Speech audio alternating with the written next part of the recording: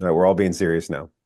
Everyone's serious. Now there's no jokes. We missed No all jokes. the good punchlines and stuff we could have used for good intros and exits and entrances. Meet the Pressers with Matt Mallory and Klint Necro. Brought to you by Public Safety and Education and the Trigger Pressers Union.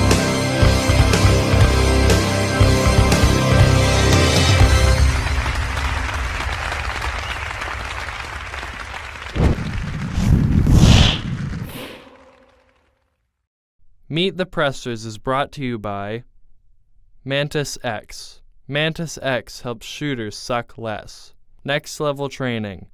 Makers of CERT training products. Saber Red. Saber Red has been making men and women cry since 1975. Meet the Pressers is also brought to you by these fine companies, shows, and organizations. Thank you. Welcome, everybody, to Meet the Pressers. Meet the Pressers is a safe place for trigger pressers to congregate and talk about guns, gear, gadgets, training, political activism, religion, and today's topic is hunter-related. I can say in the woods of Pennsylvania and in New York and probably across the country, statistically, the number one reason that people get hurt in the woods is because they fall out of tree stands. And if there's one thing that I've said many times when teaching reloads, gravity will always win. So we want to make sure that we use those tree stands properly. So Matt Mallory, my esteemed colleague, is going to introduce our special guests and subject matter experts. Thanks, Clint. So, Mike and Craig, it's great to have you guys on. We have a great topic to talk about as far as tree stand safety. You guys have a riveting stories, each individually of your own. Mike, we recently met back in January at the Running Sportsman Show, and then revisited again at the Carpenter's Brook Fish Hatchery Show just a couple weekends ago. Craig, we've known each other for ages. Our kids went to school together, homeschool, and then as far as we've been hunting in the woods together, and I look at you as a mentor in getting me into the hunting aspect, and I think it even led into me becoming a hunter instructor later years. So I thank both of you guys for coming, and Thank you. I look forward Happy to to be trying. here. Yeah, I look forward to trying to get this important knowledge out to the masses as best we can, because I mean, as Clint and I both past and former hunter ed instructors, we talk about it in the classes, but being able to get it out to even more people so that we can save lives. I mean, that's what it's about. That's why we're instructors, to save lives and teach people how to be their family's first responders. So thanks for coming, guys. Yeah, thank you for coming on. Thank you. Thank you. Mike, why don't we start with you? You tell us your your the events that have happened over the past couple of years, and what you're doing now, your way, your push, and how to remember your son's memory. Um, November 26, 22, my son and I were hunting together in Wheatsport. I heard a gunshot. I texted him to see if he needed help. I figured he was gutting a deer or something. I got no answer. He's probably 150 yards away at a different tree stand. I went over there to him. It took me about 10 minutes to get up to him.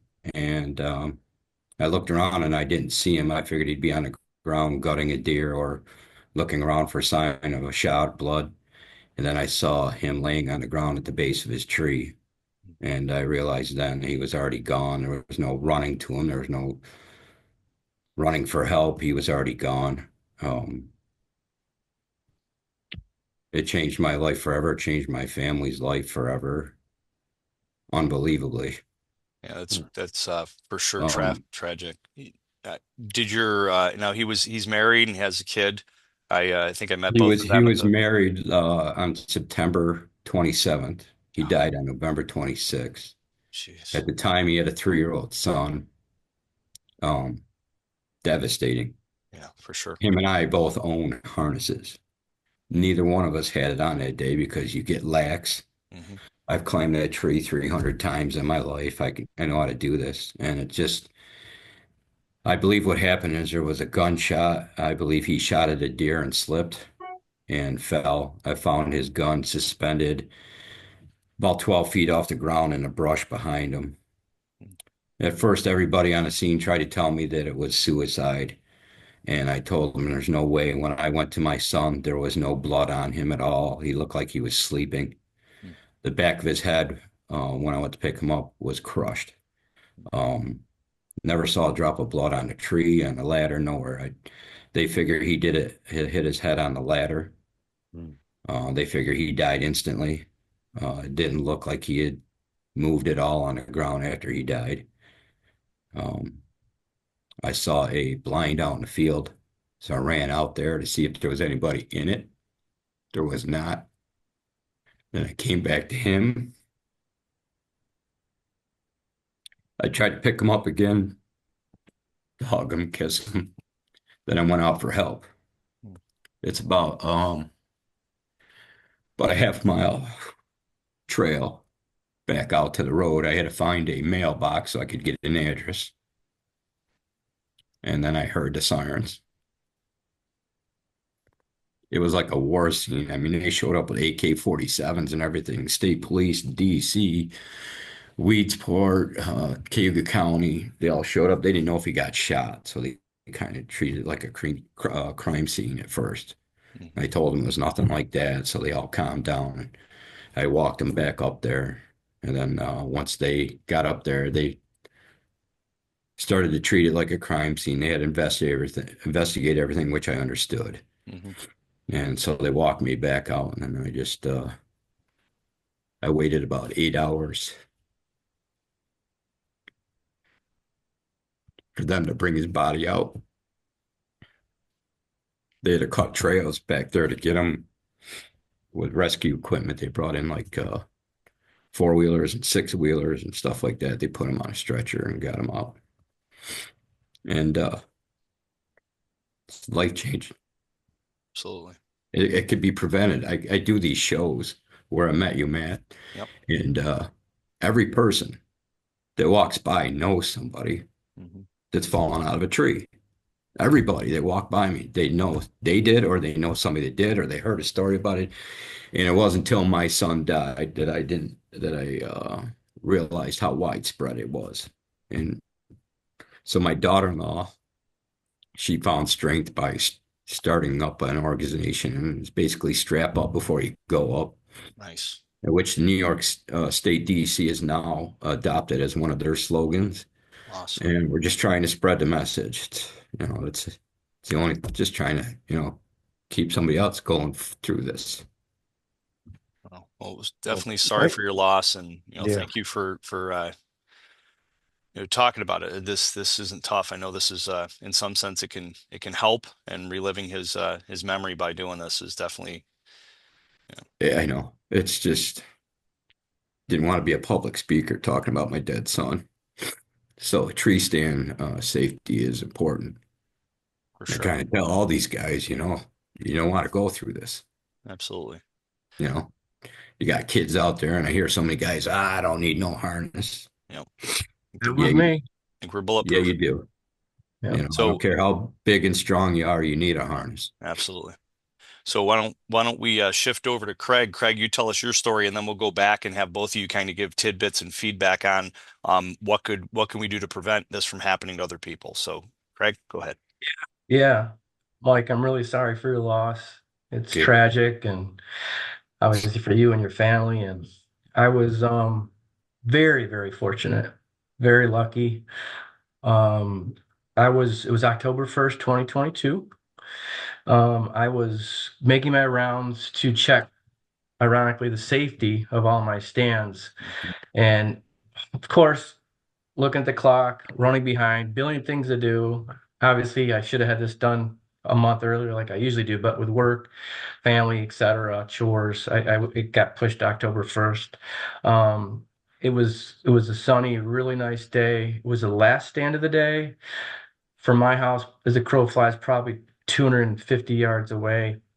Um, I was going up climbing sticks, and I got to the top. My hand was on the top rung, and I was reaching over to grab to give the wiggle test to my tree stand, because I typically in the spring I loosen the straps when I'm turkey seat and during turkey hunting season, because the tree is going to grow in the summer.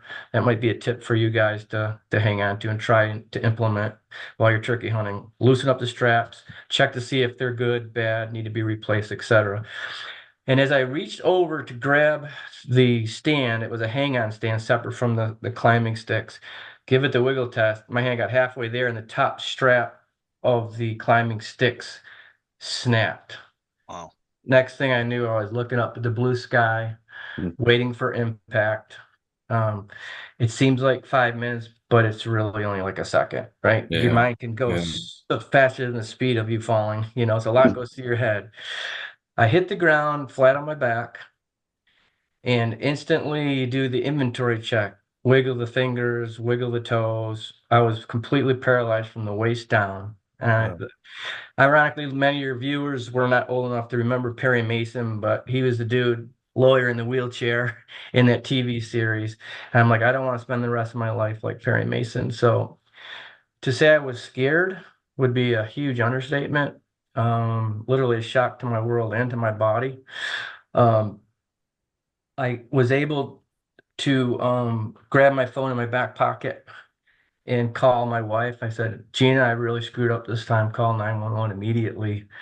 And she and my daughter were actually backing out of my daughter's driveway. She lives a house down, just down the street a little bit, to go like an hour away. They were an hour behind. So they were literally backing out of the driveway. I called her. She goes, Where are you? I said, I'm in the 1911 stand. Those of you in this area, Beacon Skiff's a big thing. They have the 1911 Yeah. products. I have 3 apple trees around this tree stand. So we come up with goofy names. It was the 1911 stand. Brittany, my daughter, she's a registered nurse. She goes, I know right where that is. Mom, you stay here for the EMTs, police, whoever, are going to come. I'll go down and check out Dad. And, she is my gift of sarcasm. She goes, Dad, what an idiot. What did you do this time? That was the first things out of her mouth. And I'm like, honey, I fell about 17 feet. She goes, man, she gave me a couple protocols to check to see how I was, what was hurting. And she said, don't move. And then basically EMTs came. I don't know how deep you want me to get in the recovery, the ride out, the ride to the hospital stay. I mean, I can get into great detail or I can just, stay at a high level here. It's up to you guys. Yeah, I mean, if you want to give a brief overview of all of that for sure, and then if we have time, we can definitely delve into it more for sure. Well, I think a lot of people might think that 17 feet isn't that Isn't high. much. Yeah. Like, oh, only 17 feet. But man, gravity and free fall, man, that's a lot of impact. Yeah. How many specifically, what bones and what things were broken in your body after that fall? Yeah. Yeah. So I saw a hunting, somebody put together the height of a fall and how fast you're moving and how many tons of pressure. I think it was like my 4 tons of pressure when my body hit from Wow. based on that height and my body weight. Okay. So I fractured 10 vertebrae. Oh. My L1 actually was a burst fracture. Hmm. My spinal cord went out kind of through the burst fracture. That's what injured it. And then miraculously, while I was laying there for 32 minutes before the EMTs arrived, my spinal cord went back in place and I could wiggle my toes a little bit by the time they came to treat me. And I broke, I think, 4 ribs, a total of 6 places, hematomas, other things that weren't as serious as the fractures to the vertebrae and the ribs. But yeah, the scariest part was being paralyzed from the waist down for over a half hour. My wife came on the scene. She goes, Craig, did you move? I'm like, no. And she goes, well, there's a rotted log cradling your neck going across this way. She said I look like the sign of a cross. I mean, some people are religious, some people aren't, but Yeah. I was a little bit before the fall, and now I really am because I think it was a miracle that I was spared and saved. And we can get into some other things on how it's affected me and how I see the world and things like that. Definitely puts on a different set of lenses. You see life differently after a near-death experience. It rocks your world. I'll get into it really briefly. Please do. I hug a little bit longer. I love a little bit stronger. I appreciate family, friends, and just people in general a lot more. I take less for granted. Little things don't bother me as much as I never was a big worrier, and people joke about it because they said I could sleep through an earthquake and things don't bother me.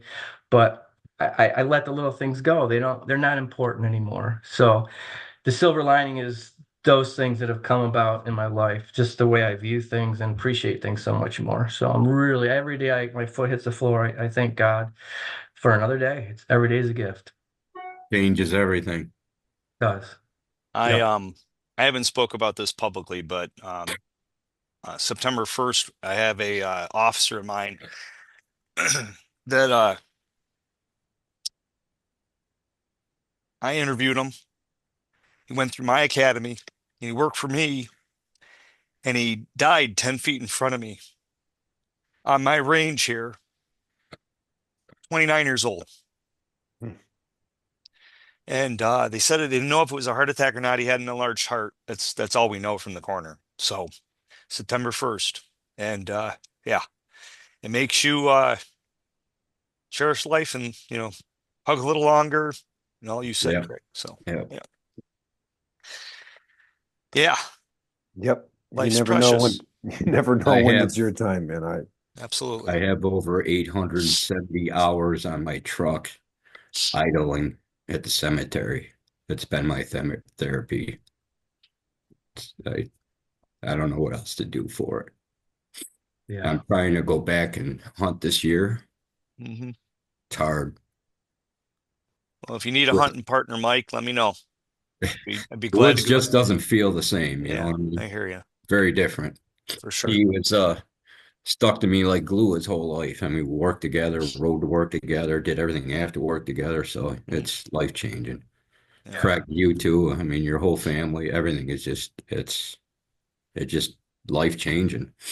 yeah. Well, to put it all into perspective, or not necessarily perspective, but what our goal is for this show, all of that could have been avoided or changed had the safety harness been used. And Yes. in training and in classes, the tenets of like 3 points of contact when you're climbing, put that safety harness on, use a haul rope when you're getting up into that stand. Those are things that, like you said, as human beings, as we get more acclimated and used to doing things, that's where we're like, ah, we have to be disciplined to make sure that Yep. we put those things in place because one misstep and it Yeah. changes lives. Yeah. What Yeah. so tell us a little bit more about how New York State has kind of adopted the slogan and is helping to promote this message. Yeah, they've been in contact with my daughter-in-law. Her name is Larissa, my son's wife. She has started this, and they were in talk, and somebody from the DC reached out, and they kind of wanted to use stories like mine and Craig's to get people more aware, and they've adopted this program, strap up before you go up. They're starting to put out stickers and stuff like that.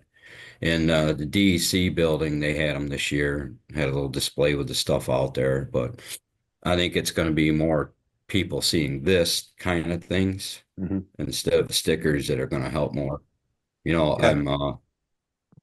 all of us that more that people that talk about it.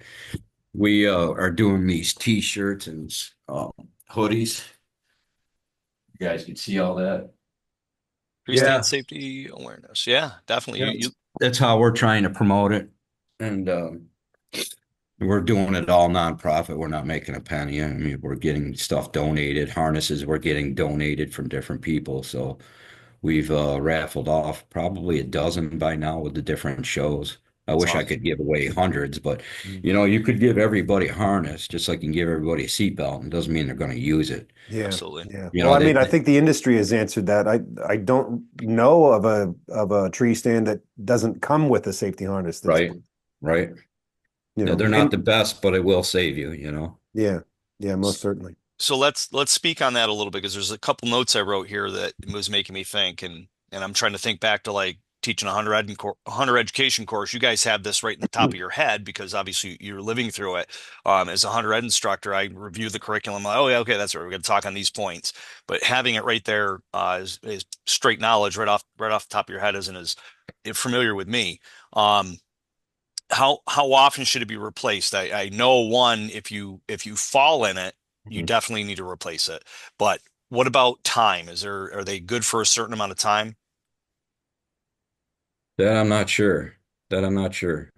Craig, do you know? Yeah, I mean, as far as this, if you store it in a cool, dry place, it's not baking out in the sun or hanging Right. outside or whatever. You Moisture, a lot leave of it. Some moisture. people even leave it in the base of their tree. Squirrels, chipmunks can chew on things. Yeah. Yeah. I think the more concern should be on the straps holding the climbing apparatus on a tree. Those should be checked. Some trees grow faster than others, different rates. Right. Some get more sunlight. Some Yeah. got to go around the back of the tree. You can see a squirrel may have chewed a little V cut in it. Mine actually broke where the strap goes through the buckle. It was hidden. It was Mm. dry rotted there. Uh, And to get back to people saying, I don't need it, or whatever. I was a guy like as a kid, Spider-Man. I could climb trees. I Yeah, was just yeah, as comfortable at 20 feet as I was having my feet on the ground. And that was my nemesis. yeah, So I literally had a safety line. That's a rope that is tied at the base of the tree, goes all the way up with a prusik knot to the top above your head on your tree stand. nope. I literally that day I fell, I climbed right next to it and didn't have my harness on. Like if I had slowed down, Craig, hooked up my harness, we wouldn't be having this conversation today. So, Right. all my hunting buddies, I have a couple of social media platforms. I showed some video. Like Mike, I want to, if I could save one person Yeah. in my circle from falling and preventing that what happened to me to them, it's all worth it. And Mike, I commend you for doing what you're doing, and I'd be happy to help you any way I can. yeah. Well, my goal today was to come here and not try to cry the whole time, but Yeah, I that's wasn't okay. expecting to either. Yeah, I mean Yeah. Hey, it's tough. It's a tough subject, very yeah, tough. but yeah. thank you for pushing through it and trying to get the word out there. It's in his memory. A lot of guys got kids. A Yeah. lot of guys got their kids in the woods, out fishing, whatever. It can happen so quick. Yeah. Like you said, Craig, I think it was 1 second between life and death for my son. Yeah. Thank God he went quick. He didn't Yes. suffer, Right. I Well, guess. you say a seatbelt is kind of a lot like a harness. I mean, it's a harness of the trees, if you will. Yeah, You wear a seatbelt for a potential car accident you hope to never have. You should wear a yeah, harness and have it connected to the tree, so just in yeah, case, right? I think there's some other lessons to be learned here too. If you didn't have a cell phone, you wouldn't have been able to get in touch with your family. Hmm. If you guys didn't know where you were. So, these are some other things that we teach in hunter safety Yeah. course, like make sure somebody Have else a knows where you are, what time you're coming back, GPS coordinates, yeah, having have a a way to plan. communicate. yeah. Yeah. Knowing the address. Yeah. I Yeah. like the name of the stand, and then your kids knew where that was. It's not like, hey, Yeah. I'm going out into the woods hunting, hun. You actually tell them specifically where it is. So, and Clint, you made a good point with the actual GPS coordinates if it's a remote area for sure. Yeah, Yeah. Clint, thanks for bringing that up because a lot of hunters have their cell phone, they put it in their fanny pack, they strap their fanny pack or hang it Mhm. at tree stand height. If they fall and they're paralyzed or broken up so bad, They ain't they getting have it. no way of communicating with to get Right. help, to Right. call for help. So always have it on your person. Yeah. I was lucky enough to have it in my back pocket that day. So Yeah, and yeah. if you had been knocked out, if your family knew that you were at that tree stand and knew you would be out of there by X amount of time, they might have come back and found you then. And here's another thought, two thoughts that came from that when you said that, Craig. One is the phone in your back pocket. When I don't put it in my back pocket because the where the harness goes, it goes over your butt cheeks and stuff, and it's so somewhere's in the front pouch, Yeah. somewhere's in a pocket like that's on your coat or something that you're not going to remove. But then also if you fell on your back, it might get broken if you fall on it if it's on your in your back pocket. Just thinking of that outside the box. And the other thing is kind of what you mentioned, Clint, as far as being able to call somebody. The app Life 360, I have it on my phone. I Mm. always turn my GPS off, but if you're in the woods, turn the GPS on so your family knows where you're at. Life 360 is a free app. It shows you right where your GPS coordinates are. So that might not be a bad idea either. Now that Good idea. I'm thinking that out loud, and that's probably what I'm going to do when I go out in the next few days. Like in a hunting club, we have a chart of stands, and Nice. we all get there at different times, and we usually mark, what stand we're going to go at, so that as a group we know where everybody is. Obviously, you don't want to bump into your buddy that was sitting there an hour and you ruin his hunt and you go to the same stand, but for safety reasons too, and for like at home when I hunt behind the house, I'll let my wife know where exactly I am on the property, so it's really important. Let me Yeah, know when I can get that map. okay. Too big of a file, I can't send it. I'll have Yeah, to I take you out for drinks. I think spreading awareness about this is important. I'm in Pennsylvania. You guys are up in New York. I know in Pennsylvania, the Game Commission has gone out of its way to make this more of a focus. And I'm in I'm in Harrisburg all the time talking to anti-gun politicians, and it's kind of interesting. I'll say, "Hey, what do you think the number one reason people get hurt in the woods?" And of course, they say gun. I'm like, no, actually, here, take a look at this data. Yeah. It's Right. by far across the country the main reason people get hurt out in the woods is they fall out of trees. And um, I I've been a hunter my whole life, although the last couple of years of my adult life, I don't make it out into the woods as much. And I haven't harvested a deer in a while, and it's because I don't use a tree stand. I don't like being 3 feet off the ground. So Okay. tree stands are a great way to harvest a deer, man. It really is a fantastic way. Yeah. But with that, you got to apply some other safety protocols. So with that, that's the other question that I had is how far off the ground? If you're 3 feet, you obviously don't need it, but at what level, what footage? And most are 8 or 10 feet is probably the shortest stands I would imagine that they sell out there, right? Does that sound about right? Talking about ladder stands. Yeah, Yeah, ladder stand. yeah, ladder stands. Yeah. If it's it's you got the climbing sticks, whatever. I mean, Yeah. at what Ladders. footage should we start wearing harnesses? Uh, Well, that's a tough one to answer because things can happen so easily. Yeah. Yeah, I would say the by the book answer, and I think it's practical. If your feet aren't touching dirt, then you should have a damn harness on. because people fall from like 4 foot step ladders painting and they fall on their neck and they're paralyzed for life from Yeah, I four mean, if feet, Yeah, right? you fall at 4 feet and you land on a stump or yeah. sharp stick that Yeah. you cut off to clear. That's another thing is clearing shooting lanes. Yep. A lot of guys will clip these trees off 6 inches above the ground, Oh, little stabby things. something Yeah, like that. You've made Uh, spears.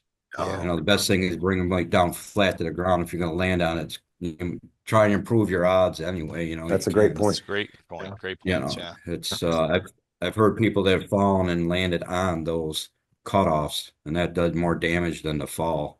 Yeah, I mean, if somebody's standing with their feet on the ground, they get violently shoved to the ground. They could hit their head on a rock, and yeah, so that's yeah. I mean, Well, if you're another thing that we can take from that, Craig, is when you did fall, even though maybe your body wouldn't allow you, you stayed stationary and still for a little bit. And it's interesting to learn that although that your spinal cord was out because you yeah, laid there a little bit, you kind of went back. And I know in the fire department when people fall, it's like don't move, just kind of stay there and stay stationary. And I think that's something else that we can take from this too. While you got your wits about you and figured out what's going on, you just kind of remained in place. Yeah. Yeah. It's amazing how the body can kind of help itself if you let it. That's Yeah. yeah, and that's some more of that divine intervention that I think you were wanting to talk about a little bit later on. So, Yeah. would you like to Yeah. touch upon how this event has changed your viewpoints? Yeah, I'd like to talk about tree stand safety if you don't mind. One more thing. Please. I can name a manufacturer that's out of business, and if anybody has a gorilla tree stand, um, not only is it the strap around the back of the tree should be changed out every couple years. Ideally, you should take every stand down every year, take it out of the weather, out of the woods, and then put it back up every year. That keeps everything fresh. The straps don't get stressed, etc.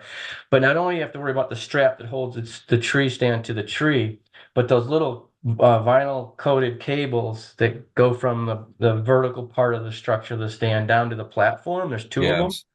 Yes. Um, they look great because they're covered up and coated, but my son-in-law was probably 185 pounds, was in a gorilla tree stand, and this was after my accident, and one of those cables gave out, and Oh, the stand went boom like that, and he just grabbed the tree, and he got out of there. We since have replaced those cables with chains, rubber dips, so they don't clink around.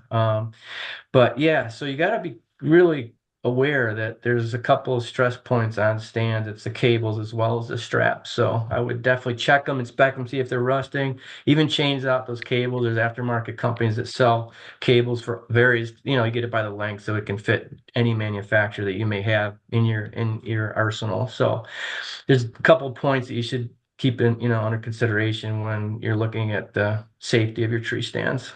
yeah, that's smart, and it makes me think that my stand, I haven't checked it, and I was just going to go out, throw my harness on, and go out there and head up it, but I think I need to go out there with my harness on during the daylight and check it before I go out the next morning, whenever I do If you decide to. start wearing harnesses, lifeline harnesses on the way up and the way down, I think I just started wearing them, so I don't have a lot of history here. But I think I might start. I was thinking, oh, I can be a little more complacent. I won't check the straps as much, because I'm safe if I fall, if they Mm. break. But you gotta you gotta stay, focused on safety all the time. That includes keeping those straps fresh on those trees, even though you're wearing a safety harness. And I understand, I haven't fallen with a safety harness on. I understand that that doesn't feel too good either, but it does Right. save you from falling and hitting the ground, Yeah, obviously. yeah, So, yeah. yeah. I'm getting to the point where I'm going to be like Clinton, probably staying on the ground more. Mm. My wife hardly lets me go in the woods without giving her every location of every leaf I'm sitting next to, and so she Right. can find me. And which I understand, everybody's skittish about me going back out, but I feel I have to. Yeah. I want to try and get one every year for my son now because he can't. I Yeah. want to keep my grandson going, and Teach him the way. yeah, I got to teach him safety a lot more than I did with my son, obviously. But my son didn't like seat belts or harnesses, but he did wear them. That day we did not. It was Mm. cold. We had 10 layers of clothes on. It's like, now we're okay.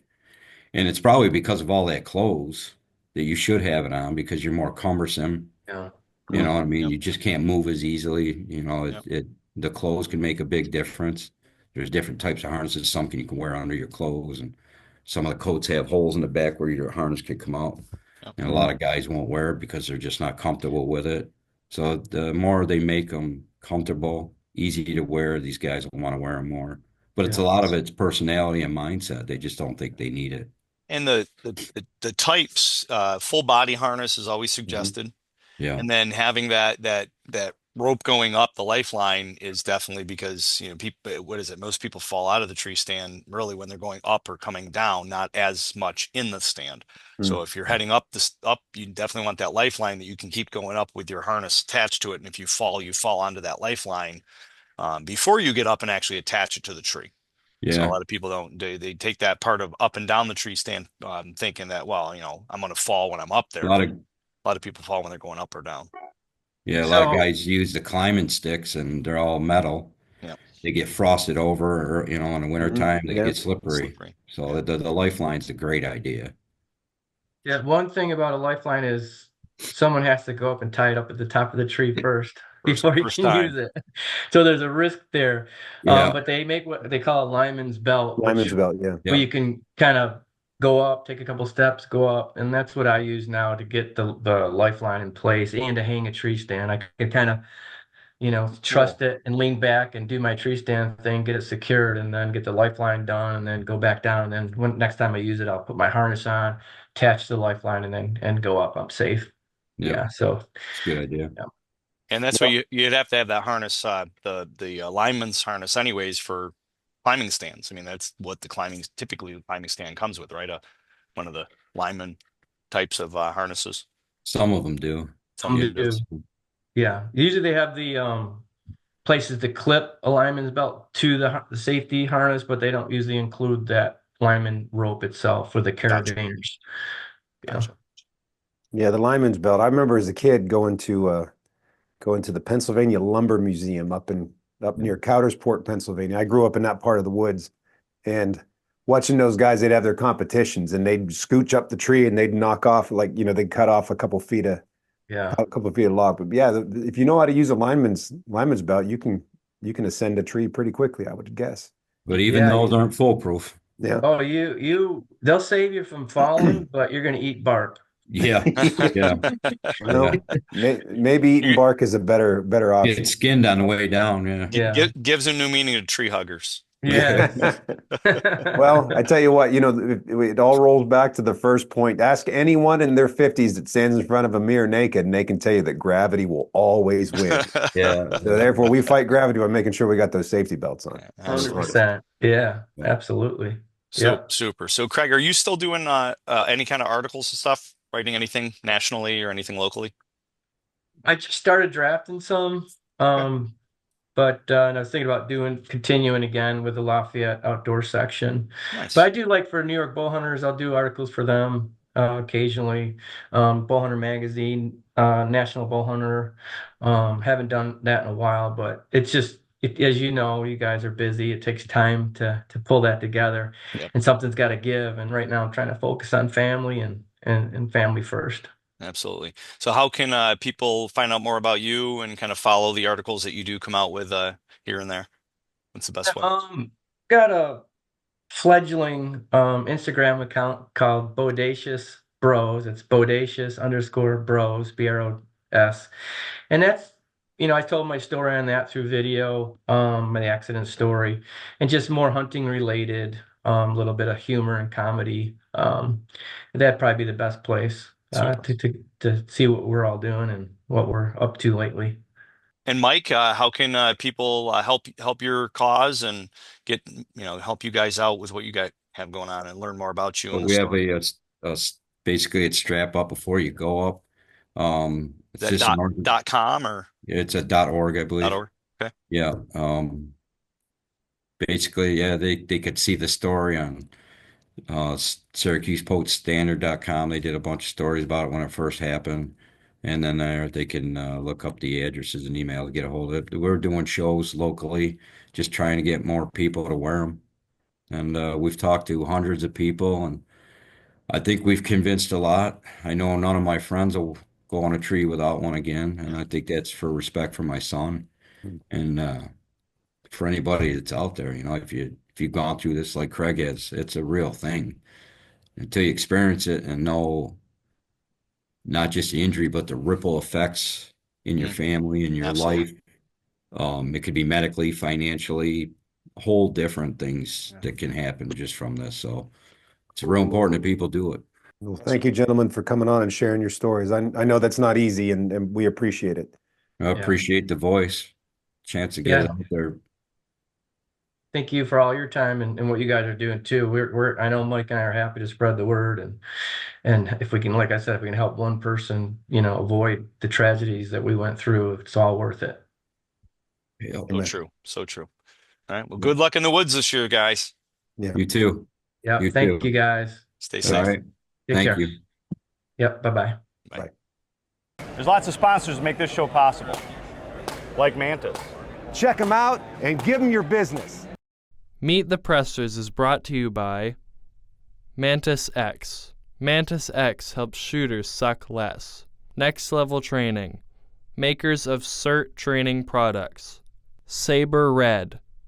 Saber Red has been making men and women cry since 1975. Meet the Pressers is also brought to you by these fine companies, shows, and organizations. Thank you.